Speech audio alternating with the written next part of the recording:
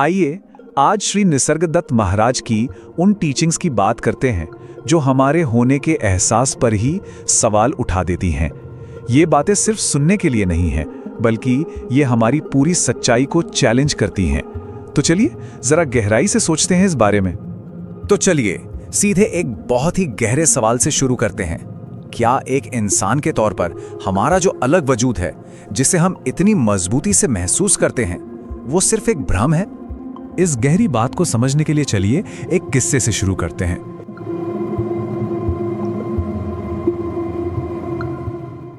ये किस्सा है महाराज और उनके पास आए एक विजिटर के बीच की बातचीत का। माहौल में थोड़ा तनाव है और एक सीधा सा सवाल बस पूछा जाने वाला है। वो विजिटर बहुत आराम से कहता है, मेरा यहाँ एक प्रश्न है, बस एक छोटी सी रिक्वेस्ट, जो एक बहुत ही कमाल की बातचीत की शुरुआत थी। और महाराज का जवाब बिल्कुल अनएक्सपेक्टेड था और काफी सख्त भी। वो कहते हैं, ये सारे मन के प्रश्नों के ऊपर ध्यान मत दो, कुछ मत कहो, मैं जो कह रहा हूं उसे सुनो। और ये सुनते ही कमरे में एकदम सन्नाटा छा गया। जाहिर है उस विजिटर को बुरा लगा। उसने अपनी बात रखी, आप बहुत कठोर तरीके से बोलते हैं, मुझे दुख होता है।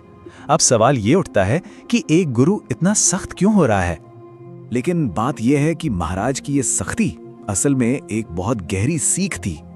वो उस इंसान को नहीं, बल्कि उसके अंदर जो मैं का भाव है, जो पर्सनालिटी है, उसे चैलेंज कर रहे थे।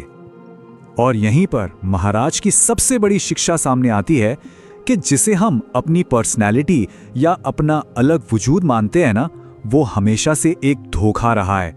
वो असल में कभी था ही नहीं। तो मतलब जिसे चोट पहुंची वो असल में वो इंसान नहीं था, बल्कि उसका वो बनावटी मैं था जो खुद को दुनिया से अलग समझता है। महाराज उसी धोखे पर चोट कर रहे थे। और यहीं से एक बहुत ही कमाल की बात सामने आती है, एक पैराडॉक्स। खुद को जानने की खोज तभी खत्म होती है जब खोजने वाला ही गायब हो जाता है, क्योंकि जिसे खोजा जा रहा है वो खोजने वाले से अलग है ही नहीं। तो सवाल उठता है कि ये जो मैं है जो खोज रहा है वो आखिर है क्या? इसको समझने के लिए महाराज दो अलग अलग दुनियाओं के बारे में बताते हैं। एक है निर्भरता की दुनिया और दूसरी पूरी तरह से आजादी की। अब देखिए ये फर्क कितना साफ है। एक तरफ ये बाहरी दुनिया है जो रिश्तों पर और मैं, और दूसरा की सोच पर टिकी है। हम सब दोस्तों पर, परिवार पर, हवा, पानी, आग, इन 5 तत्वों पर निर्भर हैं। लेकिन जो हमारी असली पहचान है, जो चेतना है, वो पूरी तरह से आजाद है। वहां कोई दूसरा है ही नहीं। महाराज एक बहुत सिंपल सा उदाहरण देते हैं घड़ी का। वो कहते हैं, अगर अभी 11:30 बजे हैं तो वो 12 नहीं हो सकते। 12 बजने के लिए आधा घंटा गुजरना ही पड़ेगा। हम समय पर निर्भर हैं, हमारा उस पर कोई कंट्रोल नहीं है।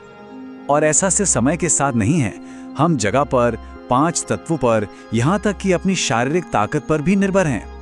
महाराज अपना ही किस्सा सुनाते हैं कि जवानी में वो लोहे की छड़ें मोड़ देते थे, लेकिन बुढ़ापे में चलने के लिए भी सहारे की जरूरत थी। तो कहां गई वो ताकत? वो निर्भर थी, हमेशा के लिए नहीं थी। तो अगर हमारा शरीर, हमारी ताकत, सब कुछ किसी न किसी चीज पर निर्भर है, तो फिर आजाद क्या है? वो है शुद्ध चेतना। चलिए अब देखते हैं कि महाराज इसके बारे में क्या कहते हैं। महाराज चेतना को अनाथ कहते हैं। इसका क्या मतलब है? इसका मतलब है कि इसका कोई माता पिता या कोई सोर्स नहीं है, क्योंकि ये खुद ही हर चीज का सोर्स है। इसे किसी भी चीज की जरूरत नहीं है, ना रोशनी की, ना आराम की। ये हमेशा से है, शुद्ध है, कभी नहीं बदलती और आनंद से भरी है। यही हमारी असली पहचान है।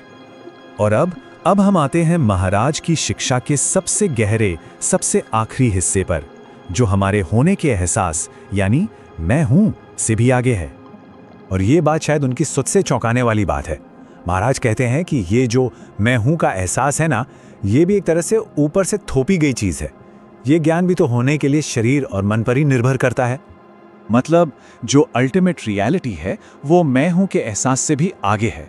उस अवस्था में ये मैं हूं का भाव भी मिट जाता है और सिर्फ वो परम सच बचता है जो हर तरह की सोच और कॉन्सेप्ट से आजाद है। तो आखिर में ये पूरी बात हमें एक बहुत गहरे सवाल पर लाकर छोड़ देती है। अगर वो मैं जो खोज रहा है, जो महसूस कर रहा है, जिसे दुख हो रहा है, अगर वो खुद ही एक भ्रम है और वो गायब हो जाए, तो फिर पीछे बचता क्या है?